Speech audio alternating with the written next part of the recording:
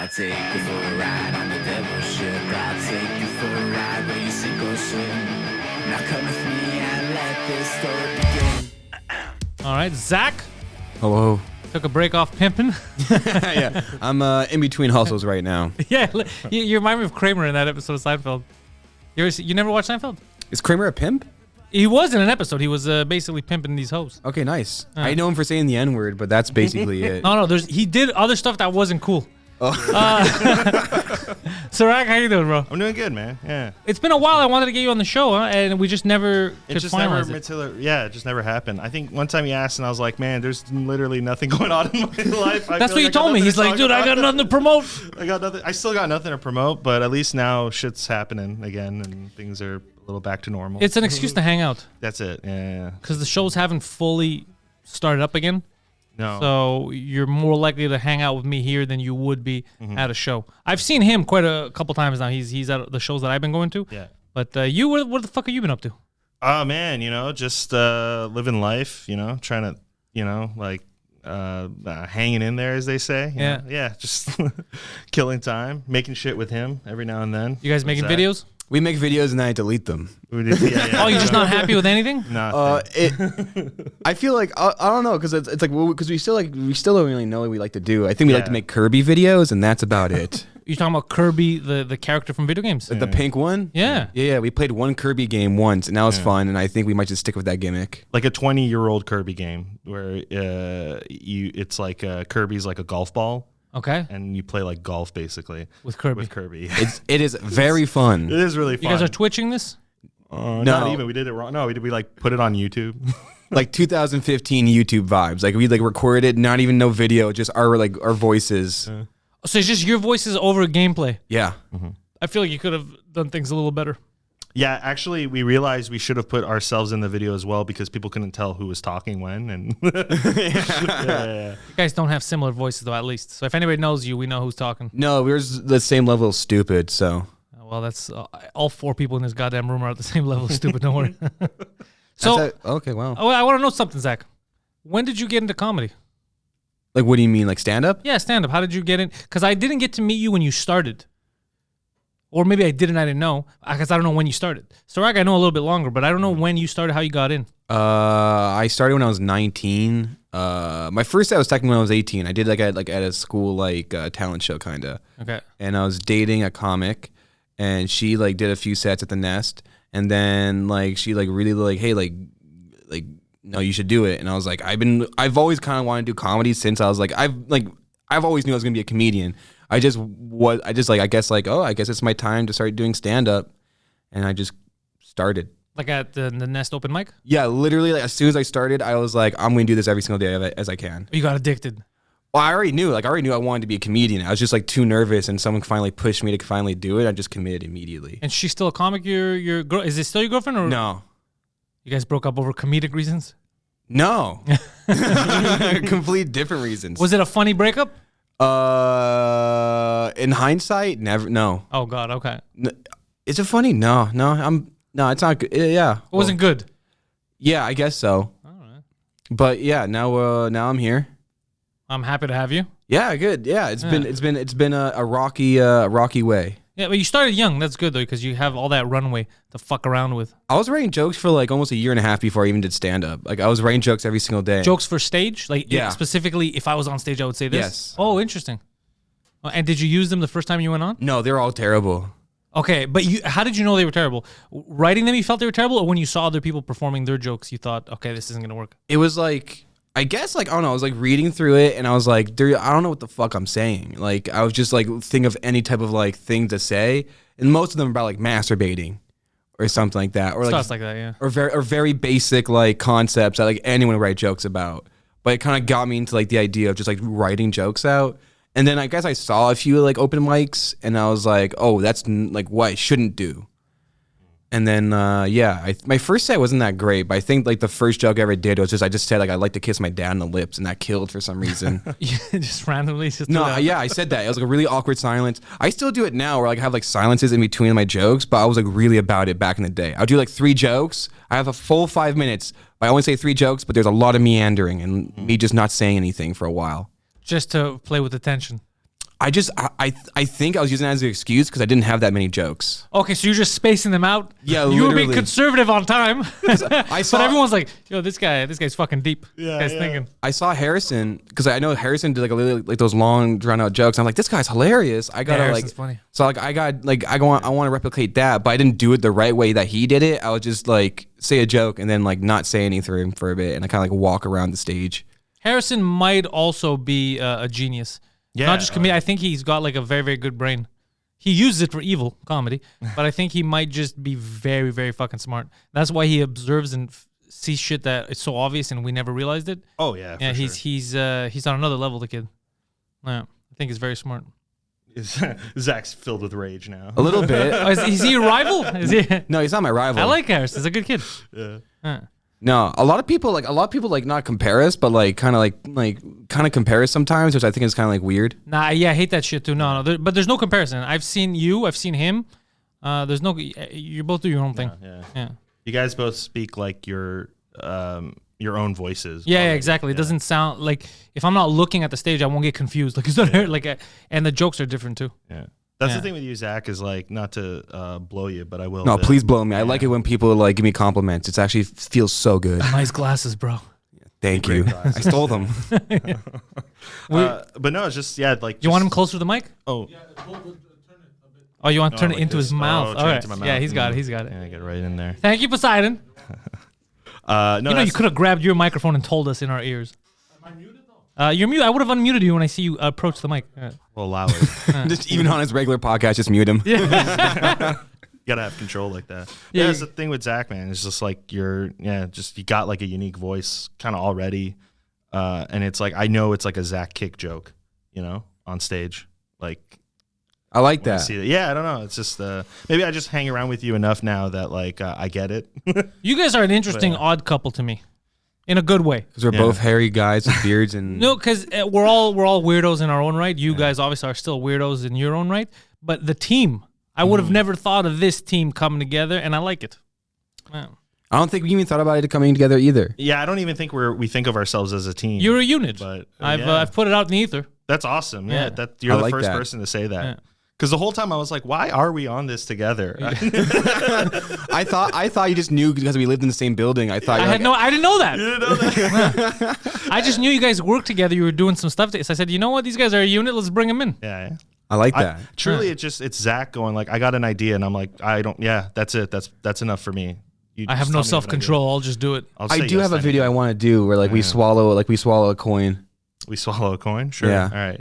I think that's more like an OnlyFans thing where you want me to like eat things. In front That of was the that was camera. a good idea too. We just do like you like eat like doing like mukbangs but like naked or something. I've legit thought about doing an OnlyFans account where, because I've noticed like OnlyFans people who like do it, they like the attention that the whatever the OnlyFan or is giving them, right? And I'm not saying like I'd go on OnlyFans and like strip. Oh, you or mean anything. as a who likes the attention? The people. I'm saying like the people paying, like the Oh, okay, okay. OnlyFans Oh, yeah, yeah, I person. see what you're saying, they yeah. love like the attention of it. They feel like they're getting like this, like almost like a customer service. like, Sylvia type of- loves me. Yeah. But deep down, they're just nerds that want to talk about like the latest Marvel movie, or like Star Trek. And I know a lot about that shit. So I really wanted to start an OnlyFans. I was like, look, you want to like talk about this week's episode of like Mandalorian? I'll do that. Because I used to do like those Comic-Cons with like Nerdy Show. And every time we do those panels and stuff, at the end of them, there'd be, Someone's like, always like, "Can I see some dick pics?" well, there's like yeah, exactly. Yeah, they're like, can I see your can I talk to you about Batman but also see your dick? Can I see your hole? Can I see your holes? And but that's it. It's like all these like, like nerds that just like look at me like, hey, this guy looks like a good hang. Oh, so you think maybe they would just sign up? I think Because they just- look, after I get past the butthole photos, maybe he'll talk to me about the X-Men. I'm offering like the cuddling part. Yeah. It's like only friends. Yeah. OnlyFans, yeah. That's a what good we're doing. website. Yeah. Poseidon, get on that. That's a good website. That's, We got to invest in OnlyFriends. Oh shit, he's got something. I'm on it. Oh, That's it. That's why I unmuted you. This is why you stay muted, you son of a bitch. Yeah. So what have you been doing now that everything was closed? How did you keep your creative stuff alive? man, I played a lot of video games. Did that kill your creativity though? Because your mind is somewhere else. Actually, my creativity kind of went into like Twitter. I was just like, now that was like, I was getting the satisfaction I was losing from like being on stage. and I'm just getting like that instant gratification of like putting out a tweet and getting like 26 likes and being like, okay, that was a good tweet today. Dude, 26 likes will like change my next 2 days. Yeah. That's a high. Yeah, it's wonderful. But that was kind of like really was like that was kind of how I was kind of keeping myself, I guess, creative or just like still writing jokes, Okay.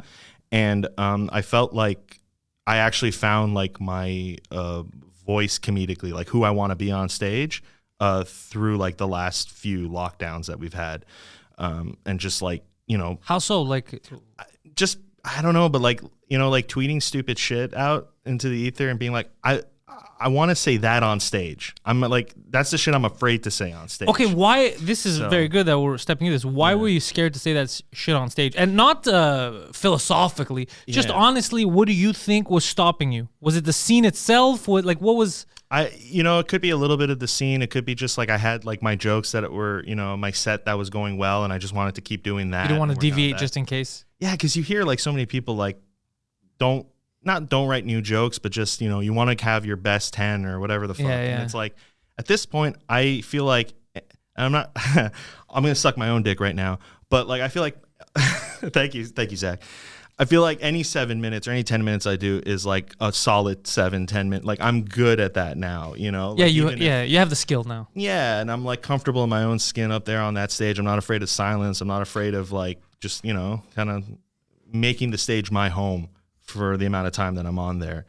And I don't know. I don't know when that kind of clicked, but it clicked while I was in lockdown. And then when I came out of lockdown, one rusty set. And then everything after that was just gravy. I just knew exactly what I want to be and what the kind of jokes I want to do now. And you don't self-police. You don't think I know this is funny, but I'm not gonna say it because XYZ person that I know might get offended. Like that left. That left completely. Good. Yeah. I don't think I've ever really said anything too crazy or outrageous. Yeah, I don't mean outrageous objectively. Wherever I mean, sometimes we have that problem where we're like, this person's gonna take that the wrong way, and we overthink it. Yeah. And then we substitute that overthinking for funny. So we remove funny because we put overthinking in its place. Yeah. I tried to get rid of those shackles a few years ago. Like, no, let me try it. Yeah. And I know what I'm going in for. I'm going in for the laughs. If it doesn't work, it doesn't work. But that's my goal. I'm not gonna start justifying that I wasn't doing it to piss you off. I wasn't doing it. Fuck that. It's too much trouble. Yeah. No. Same. I think there's like a lot of I'm like a true believer of just context in the situation, and it's like as a comic you kind of have to, because like we all agreed in this moment that whatever I'm going to do on stage, it's kind of for everybody in this room. Like if you take any set I've done in the last few months and just read them cold until just a room full of just random strangers, they'd be like, this guy sounds crazy. That's what happened to Kramer. It was just out of context. Yeah, that's true. But He was quoting a rap song. Yeah. He was singing. These are lyrics. How funny would that be? If it really was out of context, it was just clips smashed together and we're like, ooh, fuck, we misunderstood. I want to meet those truthers who are like still fighting for Kramer's rights. There's someone out there for sure. It's a misunderstanding. Yeah, it's probably George Costanza or whatever. Yeah, just his voice. But no, it's very important to have those shackles taken off. I notice sometimes, and not just here, but we'll talk about this scene, but your own scene could make you nervous in testing new material, because if you fall into a comfort zone where you know what all three of us like to talk about or can talk about, you feel weird deviating or going against the norm. Like, well, we said off stage that we all agree with this subject. Like, we all agree with this. On stage, I got some funny points in agreeing with it. Yeah. And then sometimes you're like, do I do it? Then I have to answer, even though it's just jokes. And I've noticed people self-police here a lot. Then I'll be backstage like, what the fuck? What does it matter? Just say whatever the fuck you want to say. And then I look like an asshole. For it looks like I'm pushing people to say crazy shit, but right. I just wanted people to be free. That's it. It's like you kind of have to fall and make mistakes, to know what the boundaries are and what limits we have. And I'm actually finding like lately, and I don't know if it's just because of the type of shows that are happening now in the city and the audience that we're like kind of bringing in, but they're way looser now. Like they're kind of into like. They want to hear shit. Yeah, they just want to hear. You think it's because everyone thought we were gonna die during this, and then they're like, "Fuck it, I'm alive." Yeah, I think so. Yeah, it's maybe. Like, yeah, laissez-faire or whatever. Because it's just like, life's too short, man. And we're not like we're just fucking comics. We're not, we're not trying to be. We're not trying to change the world here. Yeah, I'm not a politician. I like having like limits. What do you mean? I like knowing what I can't say. Like how do you mean? Because I like knowing what's offensive and like where I can get in trouble. Okay. Because like and then not going there. Well, and then going there, but like doing it in a way where they like it's like I do it in such a way where like people are mad at me because I got away with it. Okay, yeah. Well, that's the game, right? Because like I never at Christian camp, like where I really honed my skills. I'm not joking. I honed my comedy skills at Christian camp because we did skits every night, and I would pre-write them even before camp. I would ponder my skits already, and all of them were like very dark for Christian camp. They were all Lucifer related. We did like an ISIS skit. We did like a Zak, like I had cut a kid's head off. Yeah.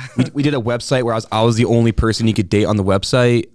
There was like well, that's actually a funny sketch if you think.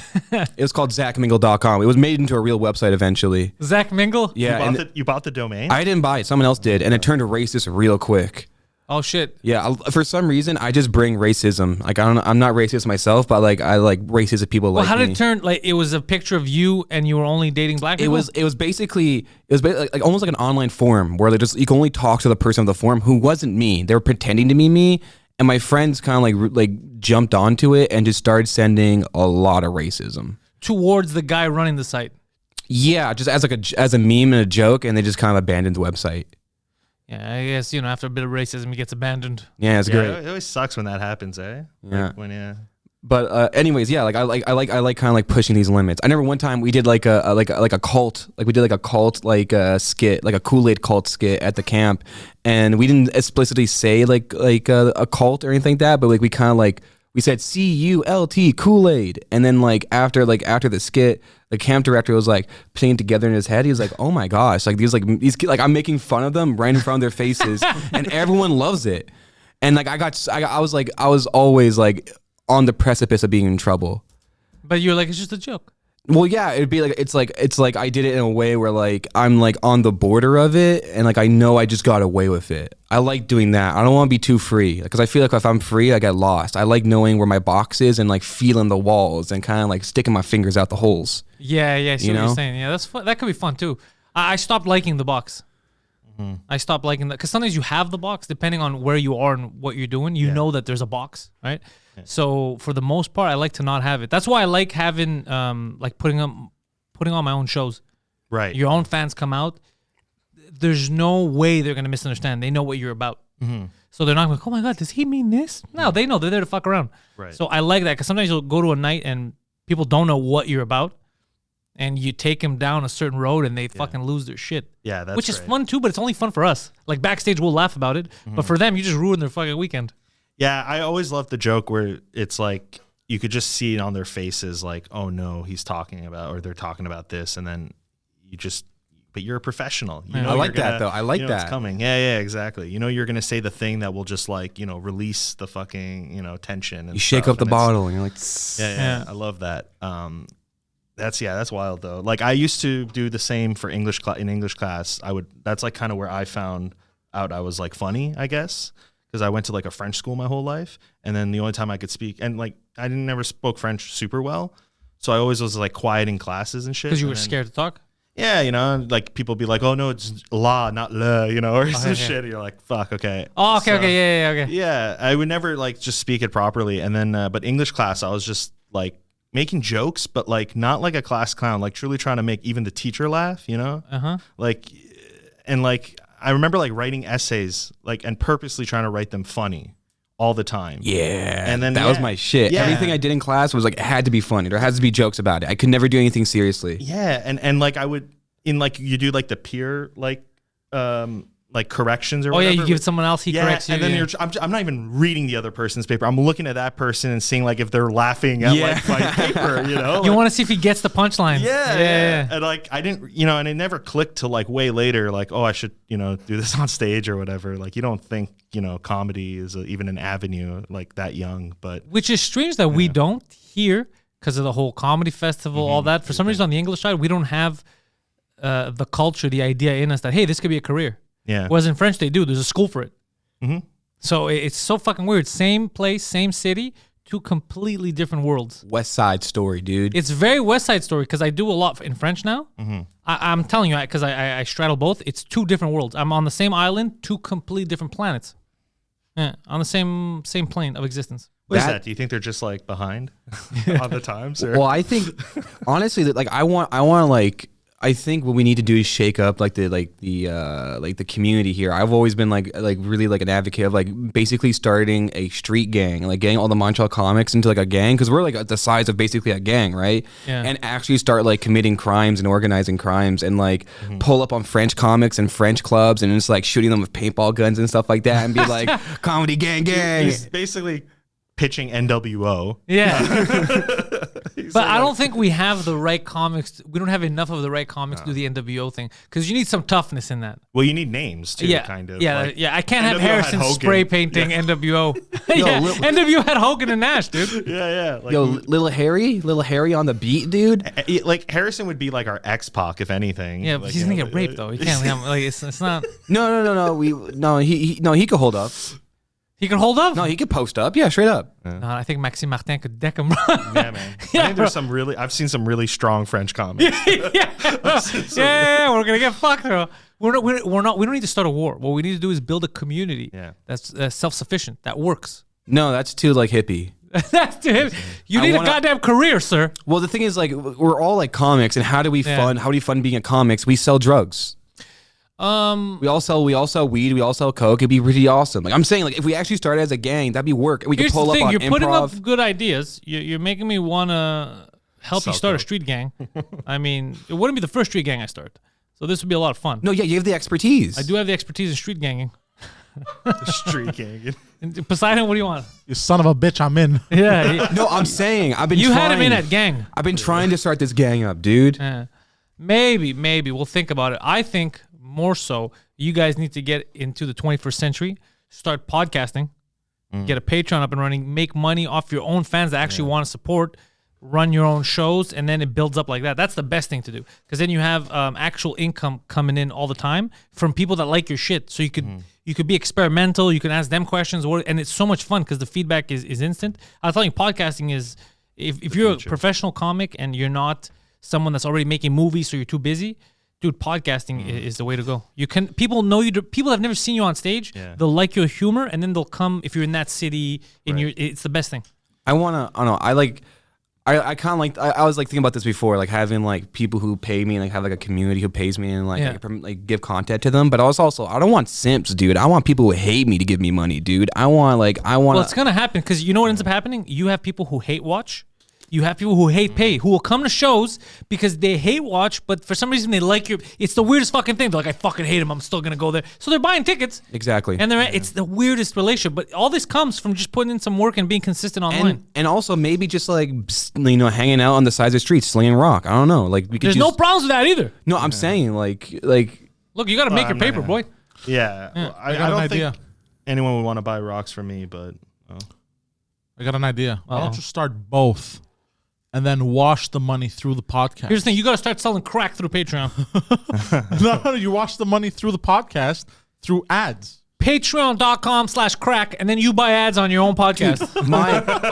Hold on, we got to take a break for a second. We got to go to our advertising. You're like, yo, hey, it's Zach again. I'll be on the corner of St. Catherine and Saint Laurent slinging some dope. No, we've already done that. We've already done that. My roommate had a podcast, and the only sponsor was a drug dealer. No, I swear to God. And you straight up, you never like that. I remember you telling me. Yeah, it's straight up just a guy who sold weed illegally. So we just got a word from our sponsor, and just goes some guy with like cell phone video. He's like, hey, if y'all need some weed, call 51472. This is amazing. Yo. Yeah. That's a great sketch too, by the way. You should take that story and turn it into a sketch. I'm gonna write that down. Yeah, write that down. I could play the drug dealer. It'll also work on stage, but it's harder on stage because you have to do so much. Hey, pass me a pen and paper. Yeah, I don't have my phone. Right now, bro. I'll cut up a piece of paper for you. You gotta write this shit down. Yeah, thank you. I do have to write things down. My memory is terrible. Yeah, no, I noticed too that I try not to forget anymore. I just write shit down directly so that I keep it. That's why I still am bad at that. The whole like writing things down and just even this like is a good sketch writing idea. A joke down. Not my. This top notch. That'd be hilarious. It's a podcast, and then it just cuts to an ad of a local drug dealer. Yeah. In their home too, like just kind of Like really poorly made. Yeah, really poorly made. I've got they got like cats, like 3 cats in the background. Maybe like they're Yeah. If the landlord asks why you're up here, tell him you do your accounting. I'm an accountant on the side, like shit like that. It'd be fucking hilarious. You know, it's the kind of place where you could keep your shoes like on when you walk in. E-transfers only. By the way, that kind of shit, when you walk into a place and you're like, in the winter in Montreal, you're like, this guy wants me to keep my shoes on. It's because you have to keep your shoes on. Oh, that's awesome. You know what I mean? Like you don't want to take your shoes off in those places. Oh yeah, I get it. Yeah, They're doing a service, really. Yeah. But that's how you know it's a shitty drug dealer. Oh man, I miss drug dealers in a lot of ways. Yeah, they used to be all over the place, and then they made weed legal. This is the weird thing. They made weed legal here. Drug dealers kind of dropped off a bit, the weed dealers at least, and the government lost money selling drugs. Yeah. 13-year-olds at my school were making money selling drugs, and the government couldn't do it. That's weird, eh? It's fucking so stupid. Because everyone's still kind of not going to the stores. They're like buying it still from dealers or like from like those like online stores. Or online stores, and you have, like it used to be, you have the source will give it to the dealer, and now you have 9 people working at there's too many employees. It's true. A lot of plastic containers and shit. It's ridiculous, dude. The weed stores, and then and it's like so. I find like the aesthetics of all the stores are like a rush job. Like they were kind of like they were told a day before that this was going to be a weed store. I've never been inside one. How does it like? Does it feel like a one of those souvenir shops? It's kind of like an Apple store and a David's Tea like combined. Oh shit, like David's apples. I like almost, it. Yeah, I guess, it's very minimalist, and there's and also the space is always too small. Yeah. Okay, it's tight. It's tight. You go in there, and they're kind of like rushing you out. Like you never like really have like you're never comfortable enough to ask questions.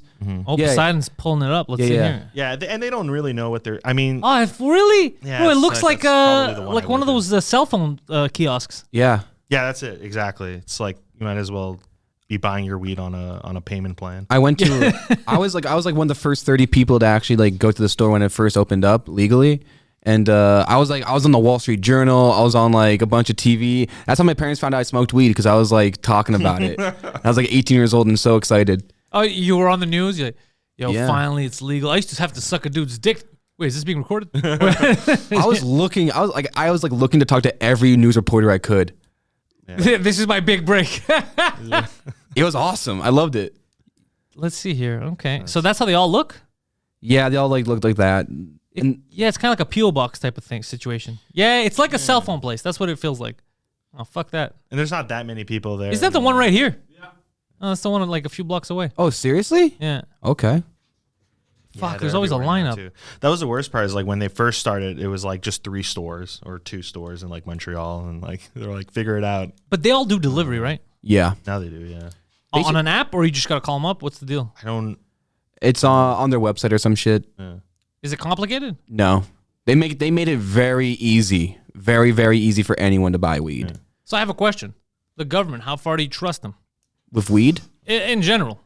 Because for years, they were putting people in jail for this, and now they're out there selling drugs. Now I don't trust the government anymore. I don't like I don't know if like I trust the government. I kind of like, I don't know. I feel like if I trust the government, I think I'll never trust the government. But I never want a government I can trust, because it's like too boring, you know. Then you become like Scandinavia. I want like I like the Quebec government. I like being attacked because I'm English. I like being like a weird Keeps on your fringe. toes. Yeah, I like being like I like being in that heat, you know. You don't want to turn into a Scandinavian pussy. I like a part of me does, but also I like being Quebec, dude. I like being the hot seat of being English in Quebec. I'm like we're like the underdogs because we're like English comics in Quebec, you know. Like my French sucks and like everyone hates me. I like that. I don't think they hate you, but the French definitely probably sucks, because my French took a while to get any level of decent. But I hear like doing French comedy, they don't really care if it's like that good, right? They just, I mean, like the quality, of the French. They just care that if they you're understand you and you're funny, that's all they give a shit about. Same thing for the quality of the jokes, honestly. No, French is actually, that's a whole different. It's if you're funny and you're trying, and they have to understand you, obviously. Yeah. Some people don't like. I've seen people that they'll go to an open mic in French and they're like, and it's all in English. Yeah, and then okay. like they want to give him the benefit, but like, bro, you're not even trying. And then it becomes weird. But when he's seen so many shows, dude, if you're funny, If you're funny, you could. They don't give a shit about the syntax if you're fucking stuff up. Yeah. They're there for the jokes. Okay. The difference I've said between French crowds and English crowds here is the crowds in English. You'll notice a lot of them. If they're not going to a show that they know who's performing, they have the arms crossed and they're like, all right, make me laugh.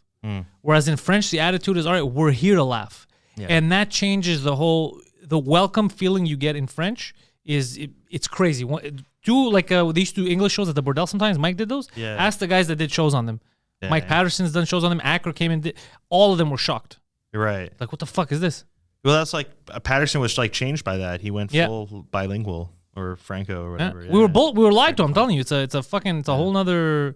You don't have to be perfect in French. If you're understandable and you're trying, dude, they will support the fuck out of you. Yeah, I've done like a few like bar shows that were like, English French, and I would do like that franglais stuff, and that was exact same kind of reactions where it was just like if they understood what you were saying half the time. Yeah, because suck dick is always it's international. Universal. It's international. Yeah, so they loved it. Is that a Polaroid? What is that, bro? Yeah, it's my Polaroid. Yeah. Okay. Hey man, I don't know. Like I thought I wanted to bring gifts. You're fucking hilarious. This is how we bring gifts. You're fucking hilarious. This guy's ridiculous. I love it. Thank you. Ridiculous. Yeah, Poseidon loves a good character. He likes extra. That's his thing. But that's not a character. No, but he likes people that are who extra. I am. Yeah, he likes people that are extra. Yeah. He's done with commoners. Commoners? Yes. Of the common folk, I'm no longer part of them. Yeah, he refuses to acknowledge the peasant class exists. Dude, when you start hanging out with comics, you realize you can't really have conversations anymore with regular people. Yeah, I hate normie core. Hard, yeah, dude, he was fucked because he started hanging out with me and Mike, and he was working a 9 to 5, and it fucked him up completely for a while because he didn't know how to speak to people. Yeah. He's like, you guys tell me to suck your dick all the time. I can't say that to them. That's so weird. I had it recently happen, like a weird thing where I was at my friend's place. It was like, we hadn't seen each other in a long time. It was a bit of a gathering, and everyone was like, oh, how are you doing? How's it going? And I'm like, I don't even know how to answer that question. And at one point, we're in like his like computer room. He wants to show somebody like a clip on his computer, and he had like a crack on the screen where it was like showing like weird computer code almost. Okay. And he was just like, oh, sorry about that, And then I go like, oh, weird. Why does it say you're gay in computer code? Yeah. Nothing. Got no laughs. They were just Everyone was upset? just like shocked and upset I would say something so crazy. And I'm like, oh, yeah, I forgot I'm not with like comics that know I'm fucking around. Imagine some of them whispered, is that what it says? Yeah. I don't speak nerd. Is that what it says? You know where I got like that like comic like type of vibe from like people? Yeah. Hanging out with gay people. Yeah. They have that like comic mentality a little bit. They bust balls. They bust balls, but also they've been like a lot of them been through like some traumatic shit, so they have that little bit of like darkness to them. Yep. Which it's fun to talk, and it's like I can make jokes. I get a lot of jokes from hanging out with gay people and stuff like that. So like and if I can make them laugh, like doing a dark joke, then I'm like, okay, it's a good joke. Dude, if you've been through some shit, normally, you're a better audience member. You're a better person to hang with because you've been through real shit. Yeah. The absolutely. small stuff doesn't faze you. A joke isn't gonna bother you. Mm-hmm. You know? I mean, that's kind of why we are. I feel like we all, maybe not every stand-up kind of goes through this, but there is like some kind of trauma. There's some kind of reason that you're the second person in like 3 weeks on this show to say that. Talk about trauma. I always hate dissecting it like comedy like that or comedians like that way. But I think about like myself and just growing up with a name like Serag. No one else had that fucking name growing up. Kids. Was that a big deal because you had a different name?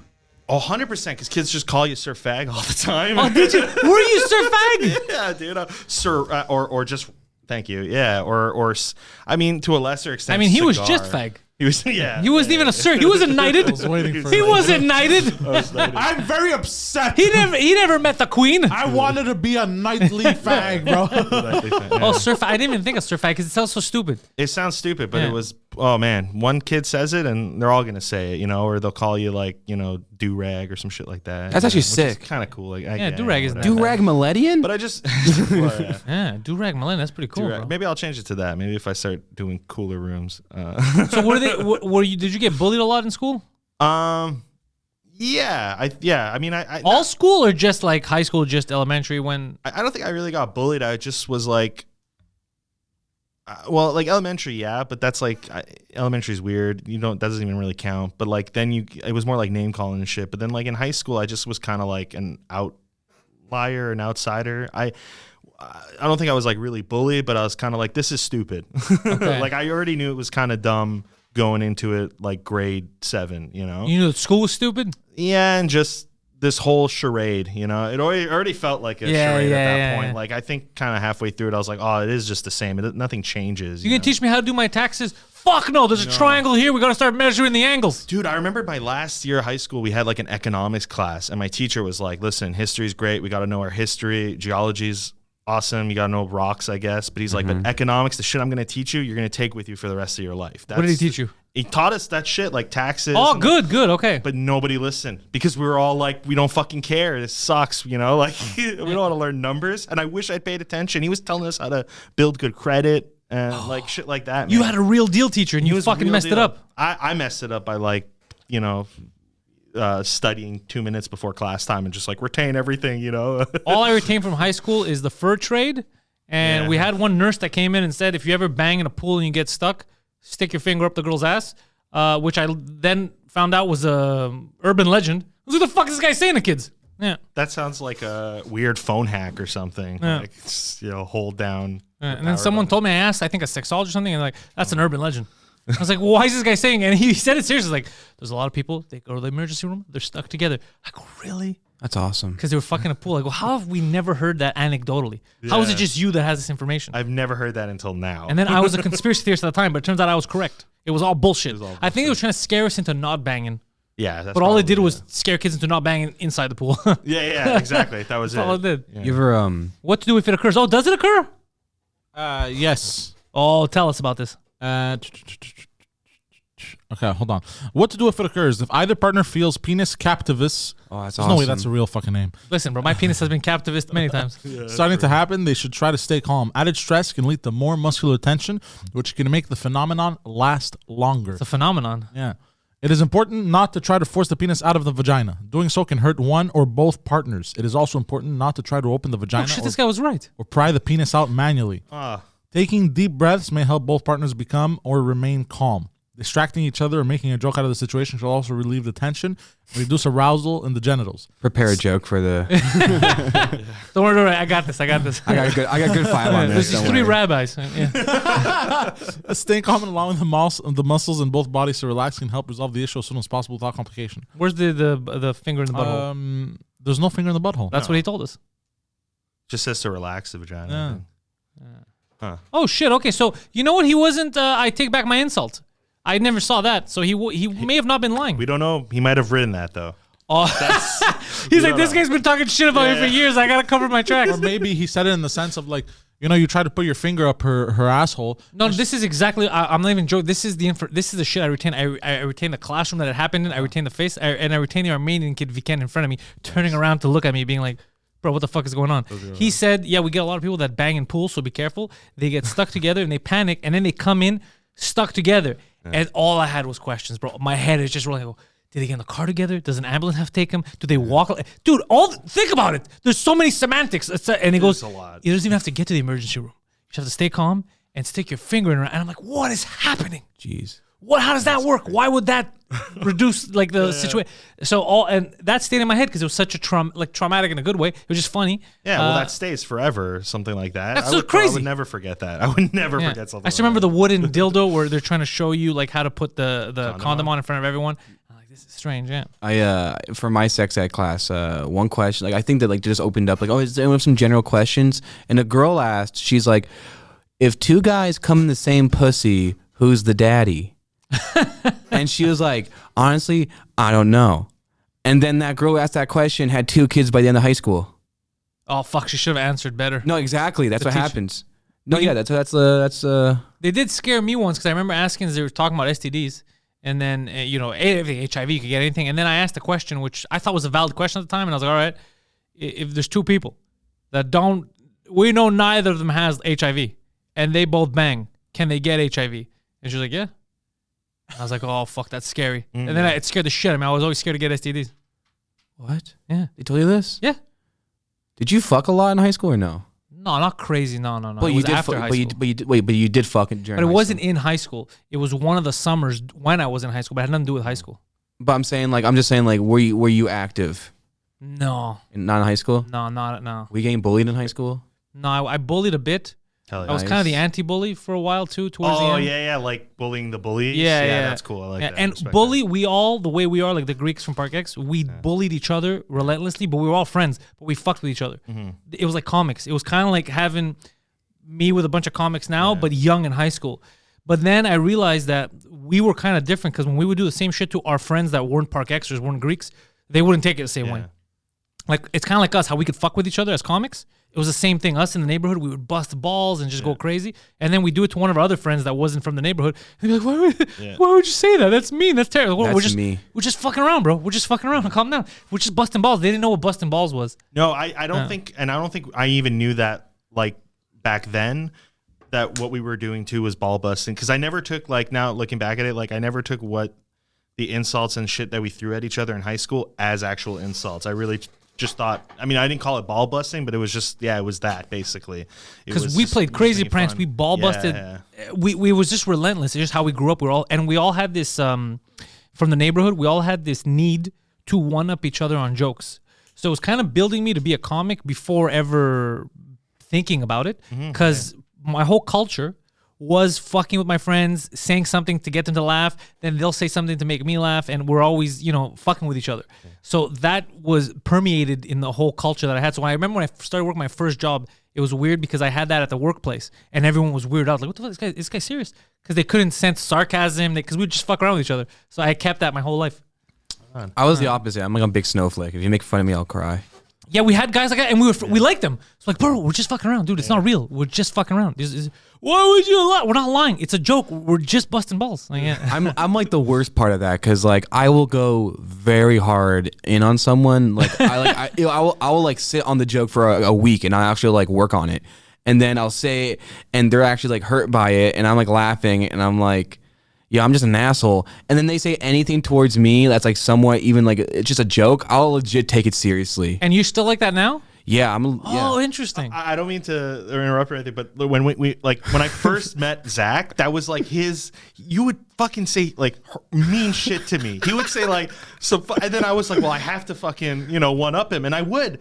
Or at least I would in my own way, and then I would see the hate in your eyes. Like, I can't believe Zach, you can't do that. I think like the first year of like our friendship was like me not sure if Zach liked me or not. Because he was taking everything serious. Yeah, or like, I don't know. And I'm like, this guy is always just like fucking saying mean things to me. And I'm like, those are the commoner genes. Get rid of them. No. I like having that hypocrisy. I like having that chip on my shoulder, dude. It's not a chip. It's not conducive to comedy because that'll make you second guess. What did he say? Is he saying this to piss me off? No other comic, unless you have actual beef, does that. They all just want to fucking laugh with you. They just want to fuck around. Because we went through that with my friends too, and like we had guys that we just couldn't make them comfortable because they always thought any joke, any insult was like, "Do you really not like me?" yeah. Like, no, dude, we wouldn't talk to you if we didn't. If I could drop it, I would drop it, but like it's hard. Yeah, if it's. I think it's just like I don't know, like I think that's how I got into comedy. It was a self-defense thing. Were you getting that a lot from people? People were just fucking with you. I was always like, I grew up. I hit puberty very early on, like because I was always the bigger kid, and also I was like fat. So like I was like, how fat? Like not terribly fat, but like I was the fattest. So you were an easy target. I was always the easy target. I was always like the antagonist. Everyone thought I was like going to be the bad person because I was the biggest person. Oh, interesting. Yeah, but in reality, I'm just that autistic kid who's like pacing around the fucking like yard and making up stories in my head. But like I got treated like I was the antagonist. My friends would like make fun of me and like bully me and stuff like that. But they are my friends. So I had to hang out with them. And I guess I just kind of like built like I had to be funny, like you needed something. I had to be likable, like so I guess like comedy kind of built that way. Well, that's an interesting observation. I think us two comedy now. If I talk to my friends, I'd like to have a conversation with some of the guys I grew up with, just to see if any of them was aware of it. Mm-hmm. I'm only aware of it now as an adult how important comedy was to us. Mm-hmm. If you weren't funny, and we weren't doing this on purpose, but I realized it was very hard for you to be part of the crew. Yeah, because everyone was just telling jokes and fucking around all the time. So if you were weird, if you were quiet, it would come off as weird. Yeah, because everyone just liked to insult each other. Yeah, for sure. There's definitely like a few key people from like high school that like I think helped develop that muscle or that gene in my brain or whatever it is that made me want to like tell jokes or whatever, or look at things in a different way, or whatever it is. Like I owe it to them, and I'm curious. I know one of them is like surprised, or like not surprised, but is like, yeah, you're doing stand up. Like I always kind of knew, and it's like. Cool. Yeah, there was something there. Yeah. So you're like, oh, cool. Yeah. And I like old neighborhood jokes, like just seeing people's sense of humor. One of the, I don't know if I told you this, Pookie told me this story of when they were in the Scouts, because they had Scouts. Pookie? Yeah, one of my friends' name is Pookie. I haven't seen him in years. But when he was working at Next Doors, dude, it was, I don't know, it'll still make me laugh if I didn't know when I heard it the first time. They were arguing about paying the pizza delivery guy. So they were all, like Scouts, they hang out, whatever. So I guess they had that area, that office where they were, and it was just the kids hanging out, like in their 16-year-old, 15-year-old, and I ordered pizza.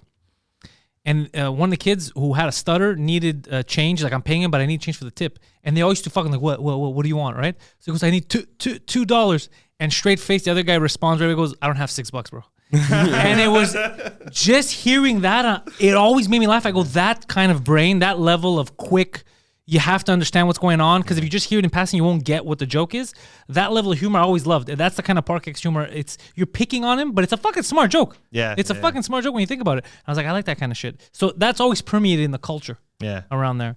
Yeah, it's like we're just a product of our fucking environment, man, and like what we grow up with. I mean, it's I actually pretty simple. I said this on stage yesterday, but I actually kind of believe it. Like my mom's not Jewish, but she acts like she's Jewish. She's cheap. She's very cheap. She's very like frugal. She's very stern, and she's very like charismatic. Hates Palestinians. I've never had a Palestinian friend, so maybe that's true. Yeah, she's the one who stopped him from coming over. Yeah. Dude, my like I don't know, like I feel like I like my family. I don't know how my family has influenced my comedy. I think I kind of like I like things that happen. I like people who are not trying to be funny. People are just kind of like a natural character. Mm-hmm. And like I like to laugh at them as opposed to with them. I like to think that how they think is like, I'm like so jealous of how they think because they don't even know that they're being funny. Oh, that's what you mean. But are they only being funny to you because you see shit differently, or are they funny to the general it's public? only funny to me. Yeah, okay, I get that. My best friend, like he's like my favorite person in the world because he's just like his mind is so weird, and like he had a really weird upbringing. He has like so much trauma that I love it. And like the way he speaks and the way he talks, I love it. Like he did, like his brain, like I don't know, he might not have like 100% brain, but I like that 50% that he does have. I like that. I also That's a fucking weird underhanded compliment. The guy's listening. Look, this guy's a fucking Nimrod. No, but I like him. I like because he doesn't think, and that makes you think, and I like that. I hope he doesn't take it as an insult, but no, I get what you're saying though. Yeah, it's like how I feel, dude, about when I laugh with Mooch or Spiro. They're not trying to be funny, but just who they are and the stuff they say. I'm like, I can't believe, like, it makes me laugh. I want to be like those people. Yeah. I want to get into like kind of like I'm not even telling jokes anymore. I'm just existing, and the jokes are just like coming off of me, just existing. I like telling jokes without saying anything. And specific jokes to like a small group of people. Mm-hmm. Like I remember one time I was like skipping rocks on the beach, and I saw what a badass.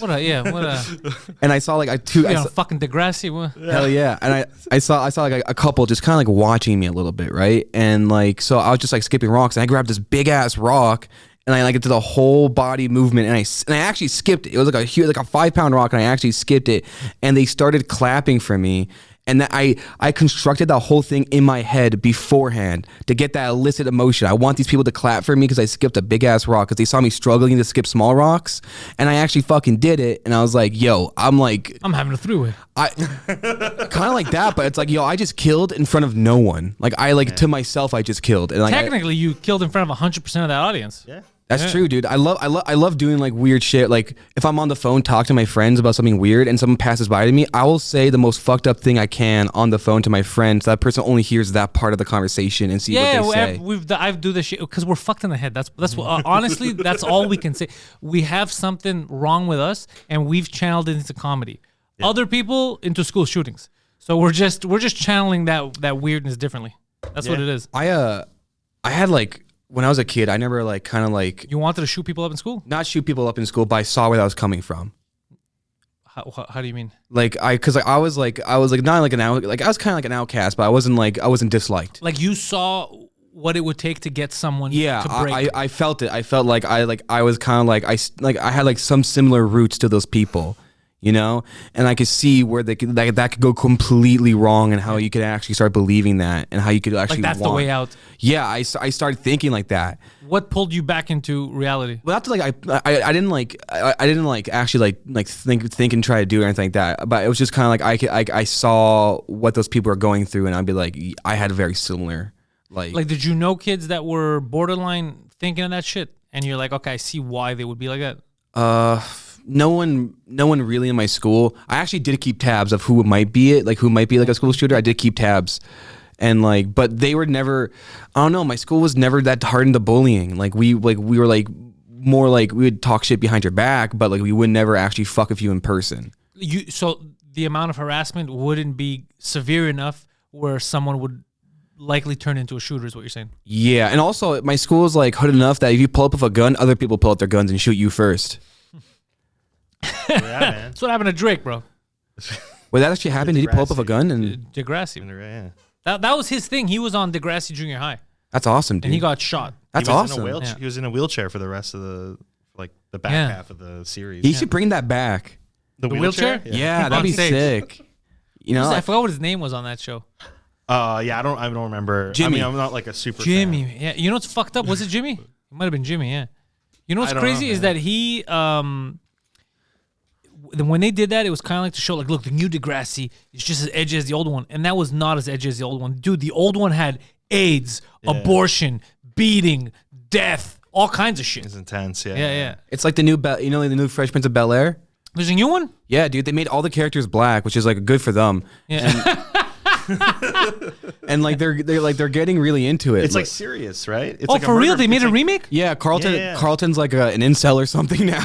Is he- Hold is he on. really? Is it a reboot or like a continuation? No, reboot, it's like a reboot, reboot. complete Oh, reboot. why would you reboot a classic? And I think it's exactly. And I think it's like a serious reboot. Like Like there's no comedy in it? I don't. You guys want to watch the trailer? There's barely comment. There's barely They're comment. gonna take it looks down probably, but let's do serious. it. It looks serious, at least. Like from the You want to watch it stills. without the sound? No, let's put the sound on. Let's go. No, turn off the sound and put up 2 times speed. Yeah, how are we gonna know it's This not funny? revolutionary new device can remove Oh, the 2x speed is smart, eh? I don't know if it's smart or. Hold on. Or just next level. Why do you guys have these weird ass ads? I get like ads for like Tim Hortons. You guys Oh, like have this swell. weird That's because Q-tips. the internet search on this computer. Oh, it's is fucking. very, Yo, just press play. We'll watch it. What are they gonna do? I mean, it's a fucking trailer. Shout out Peacock. Hold on, let me just adjust something. Okay, here. Will Smith is producing it, I guess, and so maybe it's not that bad because he loves. Yeah. He loves the series. The guy playing Will Smith is actually very good. All the acting is really good. This time we're trying to make you forget who you are. Oh, it is already too serious where for you came from. Fresh Prince. Oh, I'm already not liking this. And Let it do that. Oh no! In the first episode, Will pulls a gun out on someone. Yeah, Aunt Viv, that's not my Aunt Viv. that's Yo, like, she's hot though. no, yeah, she's hot. She's hot. All the women in the show are hot. God damn. Besides the Everyone's good minors. looking, yeah. What do you think? Okay. All right, Poseidon. Yo, Uncle Phil. I'm gonna put this low so that we don't get fucking Yo. taken down. They fucked up Uncle Phil. Yeah, Why? Uncle Phil's Yeah. supposed. Yeah, first of all, I want him to be a big guy, and I want him to have the voice of the Shredder. Yeah. And I love how they put the house manager for the butler. Is that what they said? I'm the house manager. I'm the house manager, yeah. Yo, that's good. Well, yeah, because I guess Butler is like. You a Offensive. comedian? I'm the director of laughing. Director of laughter at the club. Was it you? Oh, there's beatings. Yeah, dude, he takes out a fucking gun, dude. Right. Oh, La Policía! Yeah, that's what happens when you just start shooting indiscriminately. Yeah, see, like, So yeah, holy it's shit. oh wow, Yeah, it's super serious. Yeah, this is not the Fresh Prince that I grew up with. Yeah. No, it's Bel-Air, dude. Oh, it's called Bel-Air. It's literally called not even Fresh Prince. It's Bel-Air. All right, you know what, Poseidon? That's enough out of this. I'm a little upset with this. They're turning everything into Euphoria. Yeah, it's a little upsetting actually. Yeah. What happened to the upbeat shit? Well, here's the thing that bugs me about all this is we complain, or people complain, these kids, they see too much now, they're too violent. But then you remake all the wholesome shows Yeah. into crazy violent shit, and then you wonder, why are kids so violent? Well, we grew up, it was slapsticky. Not that we were any better. We did some violent shit too, but I think we should keep it was Jimmy, you're right. Jimmy Brooks. Hell yeah. I'd never even seen the show. I just kind of I think I heard it in a song. Dude, that was good though. That was good. I like, you recalled that moment. Wait, can I ask Poseidon just like to pull up anything? Is that like a thing he does, or That's the like? thing he does, yeah. Yeah. What do I want to pull up? Oh, I want to show you something because I don't know if I told you about this yet, but I think it's really funny. Did you guys hear about the new Pokemon? That's it. Oh, I could go into the new Pokemon, but like, go on my YouTube channel.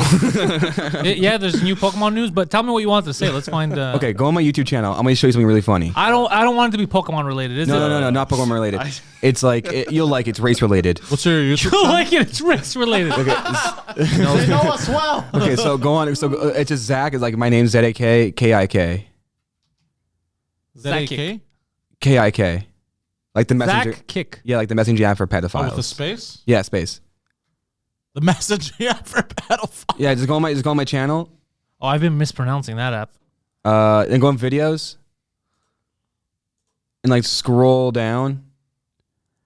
You're gonna see like yeah, the one on the left that says Belgian soldiers, like the guy in the soldier looks like Trump. That guy. Click that video. Don't watch it because it's actually cringy. But Okay. like that video just got 1 million views this week, which is like really good for me. Okay, how come? The reason why it blew up is because some anti-Semites in Hungary loved that video and shared it within their own like forum.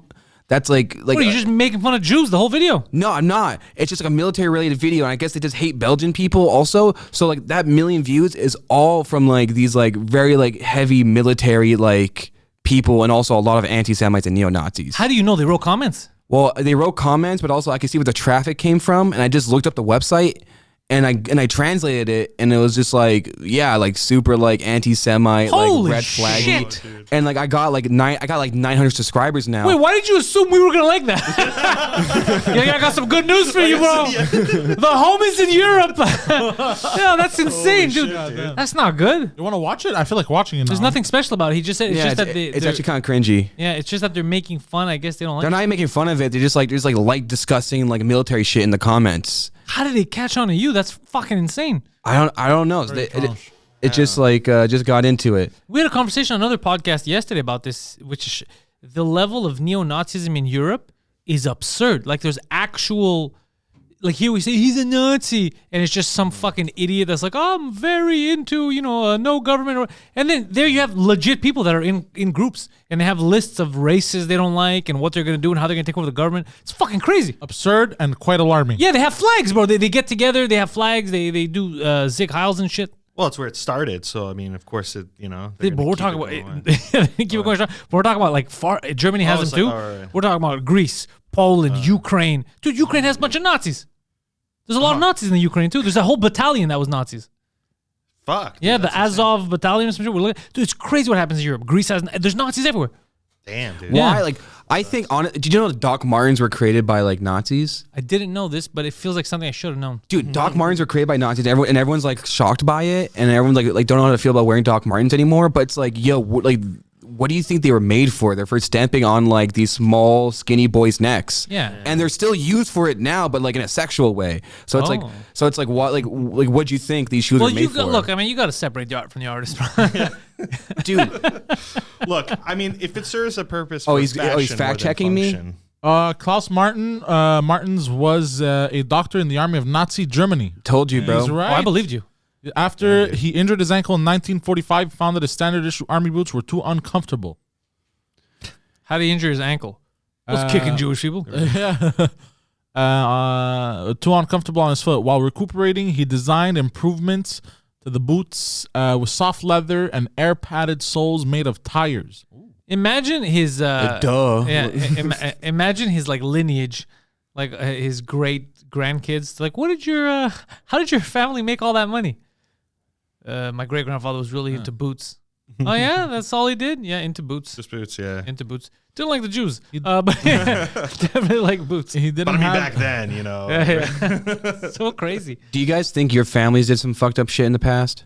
Well, I know my grandfather from my mother's side fought against the communists, and he fought like he was on the side of like, the Greek government. So yeah, we have like his medals and shit like that. So I know that he was on the same side that I would be on now. Anti-Nazi. So that's good. I don't know my dad's side. I don't know what Well, they he fought did in against the Crete. communists. After the war, yeah, because after the Second World War, Greece went into a civil war.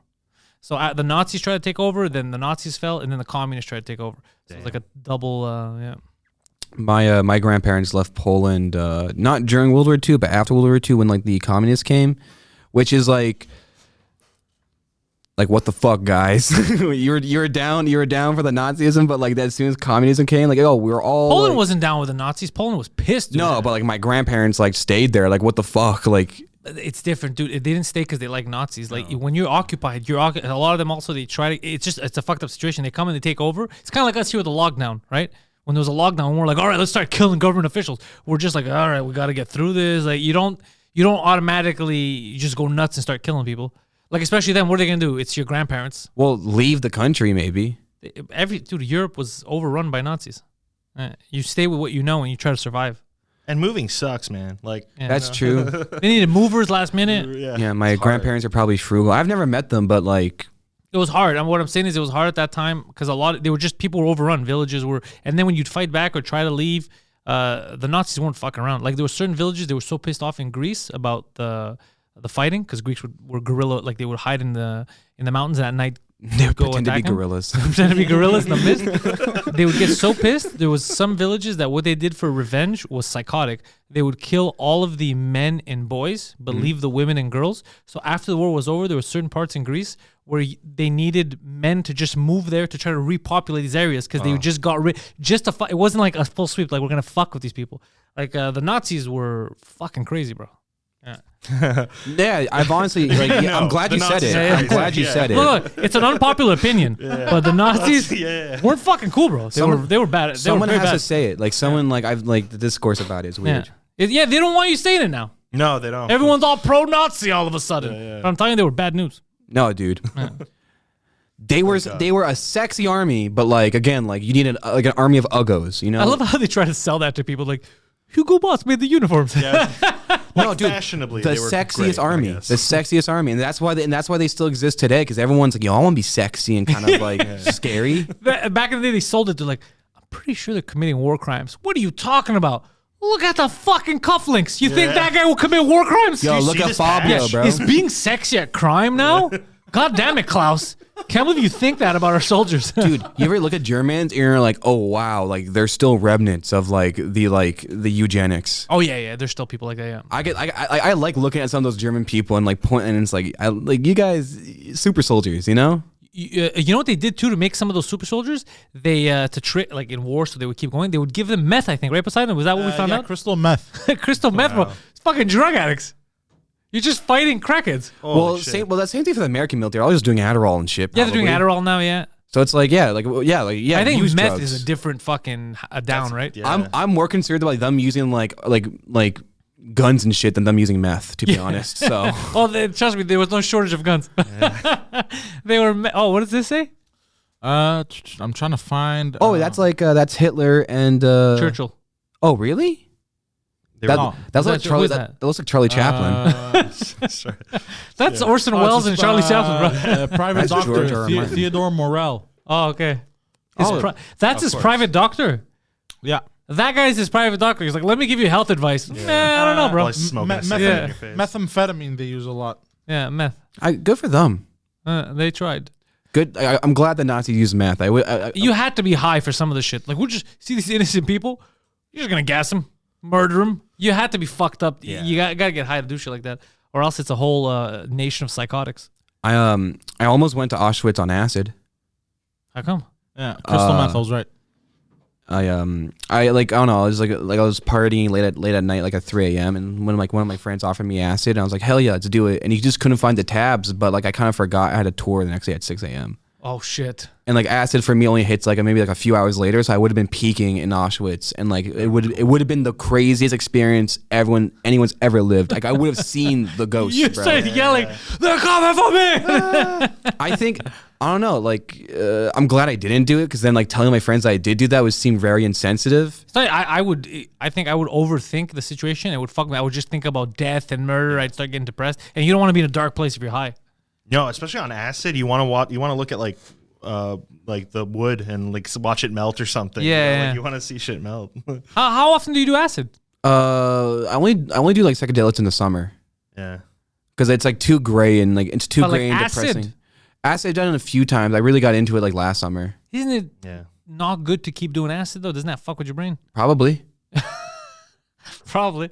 I thought that's what I heard. I don't know. I might be wrong. I hear like you do it and then you get like that acid flashback. Maybe I've been waiting for that. Yeah, I don't know if that's true. I haven't. They No, said that, but I haven't met the person. no, I've met people. I've met people that had acid flashbacks. Really? Just Yeah. randomly? Yeah. Oh, so it does fuck with your brain, yeah. Yeah, I mean, I bet it's pretty fucking crazy. It's a and great it's made drug. By like, you know, it's not like mushrooms where it's like you can kind of make the argument it comes from the ground. Yeah, God I wants you did to have mushrooms it, once. you know? It was the greatest No, experience ever. awesome. No, like LSD is like basically like is it argot? It's just like a mold that someone just found like the chemical for, and it gets you really really high. Okay. It's too, I don't know, it just seems anything that I feel the government was testing on people and all that, they were fucking with you. I don't want to be What do you mean? part of MK Ultra. I don't want to be part of that shit.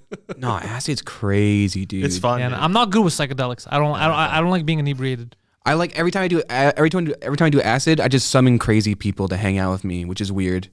Like the world kind of sets me up to meet crazy people. Like strangers. Yeah, like I was doing acid on Mount Royal, and I met like this guy who was like this homeless like drifter kinda, and like he was just like hanging out with us. And I didn't realize he was homeless until like later in the conversation. We looked at his hand; it was all fucked up. And he had these big metal like staples in it, and it was freaking us out because we're legit peeking. But he stapled stuff into his arm. No, like he had like basically it looked like he like had a major cuts on his arm. Went to the hospital, and they're like, this guy's homeless. He can't like recover. So we'll just give him like staples.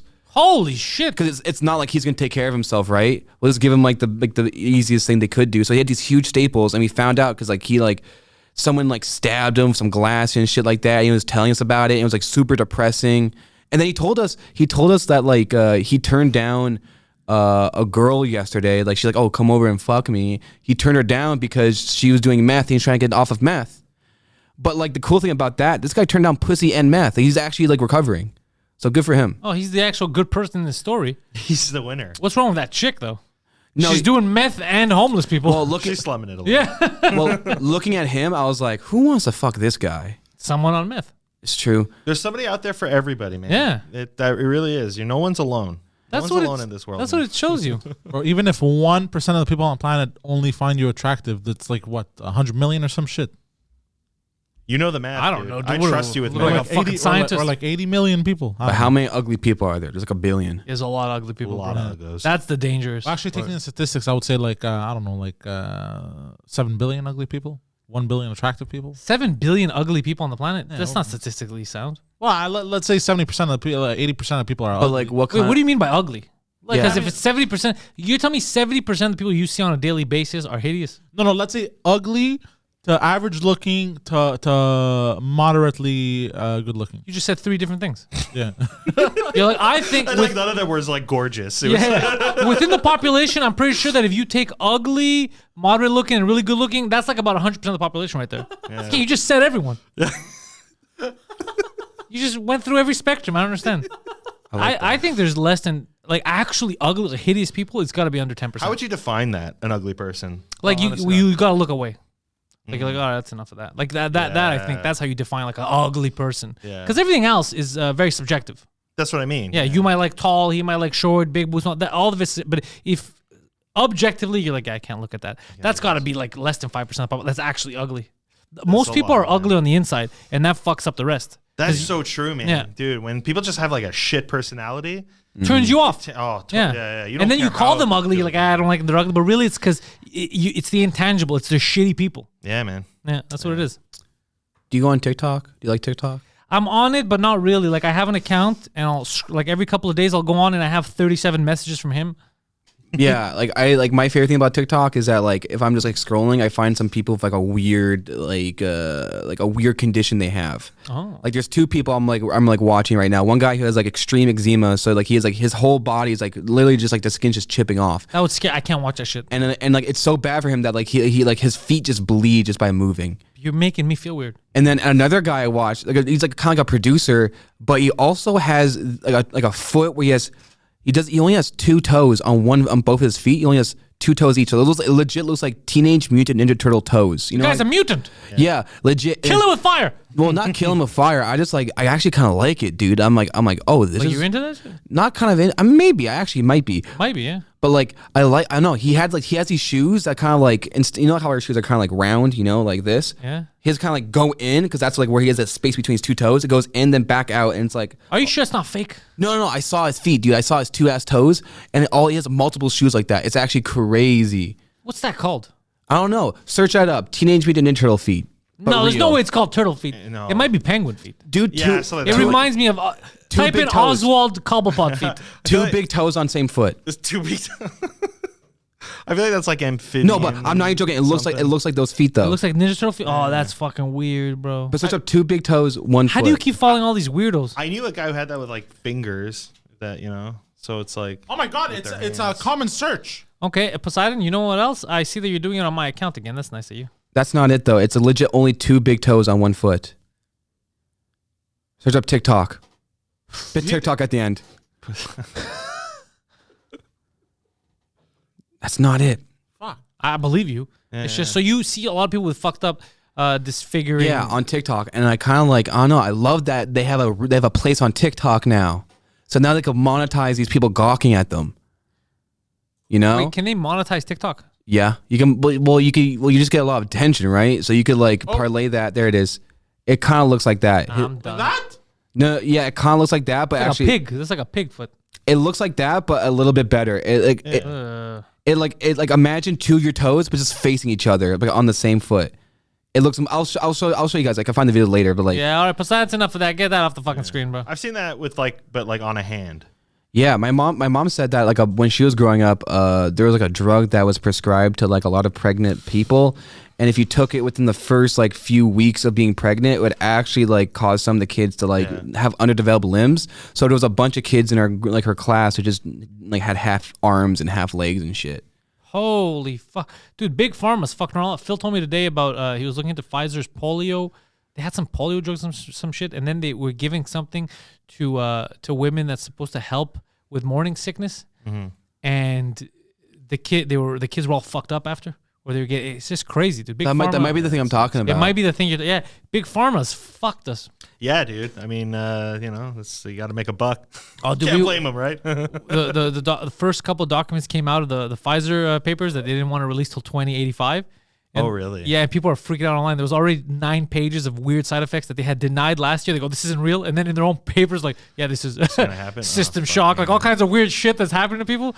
People that died taking it. That's And, awesome. Yeah, like that's why we avoided giving in the beginning. But it's like, dude, people should have had that information. Yeah. I have like 3 different doses, and like I have like Oh, 2. all 3 companies? No, I have 2 doses, 1 Moderna, which I think is like, I think that's kind of cool. 2 Pfizer, 1 Moderna? Yeah, I'm hoping like the side effects cancel each other out. I want to collect them all, kinda. Well, if you have Pokemon, 3 by yeah. now, I feel you would have felt one of the side effects already. Nah, yeah, my body, I don't know, my body takes a lot of punishment. Like I don't I don't get sick that often, and I don't break that many bones. But I think all. But did you need a booster? Like, are you unhealthy? No, but I did get sick at a comedy show. I got COVID at a comedy show, And then you got the booster after? I got the booster after because I was just like so paranoid, and I was also like, I'm like in the public eye, and I'm sharing mics with like 10 different people, and it's fucking disgusting. Yeah. So like, I'm like, I don't know. I want to change it up where everyone brings their own mics to a show because I think that's kind of gangster to have your own mic. Like, obviously, why not? And also, I put my mic right to my mouth, and it's like Yeah. the habit I have that I formed, and it is disgusting. Well, what I thought was going to happen, and some mics don't do it, like the ones that you're talking about, I know they don't do it. They should. I thought one of the habits that would come out of all this was Lysol. Yeah, Lysol wipe that's all the never time. happened. That's what I thought, at least. Like, that's what we do here. Everything gets Lysoled before and after so that you feel comfortable. I don't know why the mics dropped it. Like, a lot of the shows dropped that. They should still do that. I saw one time at a mic show. I don't want to say who it was who did it because it's like I don't want to throw them under the bus or anything. Yeah. But it was a comic kind of like handing the mics and stuff, and the comic was I don't know what they were thinking. I think it was just in the moment, but they were spit shining. I was like, you can't do that. You Was that gotta me? Lysol it. No. Dude, the I'll tell first- you Was later. it Dion Owen? No, when I tell you, you'll be like, "That's hilarious." I can't want it to believe be it Dion is, 'cause but I'm gonna I don't see him wanna, next like, week. throw I the make fir- fun of him. under the The bus, first time but- that I think what I did it like the first time I went back on stage during like the restrictions, it was at the Nest, and like they gave me the Lysol wipes to go like wipe the mic. So I wiped the mic and then I licked the Lysol wipe after cleaning the mic. I was like, you know. Yeah, you're just testing it out. You're making sure it works. Yo, I was trying out new bits. you know, and no, it didn't work. Yeah, no, I'm surprised the Lysol thing didn't stick. No, or changing like the mic cover or whatever. Yeah, remember like that? Yeah. No, they stopped doing that. That's fuck. I want everyone to have their own microphone. I want everyone to have their own like specific thing and like, you know, fine tune it. I don't bedazzle mind that. it. I just want it to be set up before I get to the stage. I hate going with a mic and setting it up. I hate that shit. No, I like that. I like that. I feel like I'm like a guitarist in a band. I'm setting up. No, because then you're like, where's the fucking yeah, hole? and in it's the you're thing? getting attention, but it's cheap attention. Yeah. It's almost like it's the same. It feels hack almost like you're getting the attention for not putting it, but it's cheap attention. It's the same thing as being like, it's your birthday, happy birthday. It's the same vein. I hate that. You shit. don't like your birthday? I hate my birthday. Big bitch. But I hate. Yeah, I do. I don't like my. I never remember my birthdays. People You gotta don't remind me. remember? I know the date, Yeah, but I you don't you think don't about it coming. anticipate I don't it. Yeah, anticipate. yeah. So then it happens. Like, I think it's your birthday next week. I'm like, oh fuck yeah, Fuck it it is. is, I don't think about it. You serious? Yeah, because I'm an adult. Any day I can have fun. I don't need my birthday. I don't need an excuse. I'm always weirded out by the friends too who remember my birthday, and I'm like, what the fuck's wrong with you? Like, Hey, you fucking weirdo. yeah, like why do you know my birthday is like in 2 weeks? And then it's like, because I'm your friend. Are And I'm you- like, You guys are weird. I don't think I think I'm being an adult. And the worst thing is, it's my birthday week. It's my birthday month. Bitch, you're 40. You don't have a birthday month. Just if you want to do something, just do it. If you want to be a cunt, say you're a cunt. Don't blame your birthday. It's not. No. My birthday is not about celebrating myself. My birthday is about people celebrating me. But they can do that all the time. I'll do that when you're dead. Yeah. I celebrate myself 364 days. That's what I want. A year, but like that one day is for other people to like. Hey, no, Zach's good. It's like my Black History Month. I guess, but they can do that all the time. I mean, you're on stage. I know. People celebrate you every same time thing you're for on Black stage. History Month. You can celebrate Black History all year round, but for some reason we just put it in 1 month, right? So like, yeah, like okay, cool. You can't like. It's kind of narcissistic of me to be like celebrate me all the time, but on that one day, I expect gifts. I expect kind compliments. I expect special treatment. I want to be treated like a king. It's my birthday. Like it's the day about me. You know, like I don't Come have on. that feeling. I don't. because you don't love yourself as much as I do. I think it's because I do love myself. I have a cult behind me. Like any day I want, I can do the things I want. I don't want to wait for a specific day. It's just if I feel like taking a vacation, I'll take a vacation. If I want to go out, I'll go out. I'm like, it's my birthday, we'll go out. It's whenever I want. I'm an adult now. When I was younger, you'd have to wait for a day. This person could get me this. Now I'll get my own shit. Yeah. I don't want that. And the idea of just having like a bunch of people around you on this specific day. Yeah, get the fuck away from me. Yeah, exactly. I want to Yeah. be alone. Well, I got you some cake. I'll get my own fucking cake. yeah, yeah.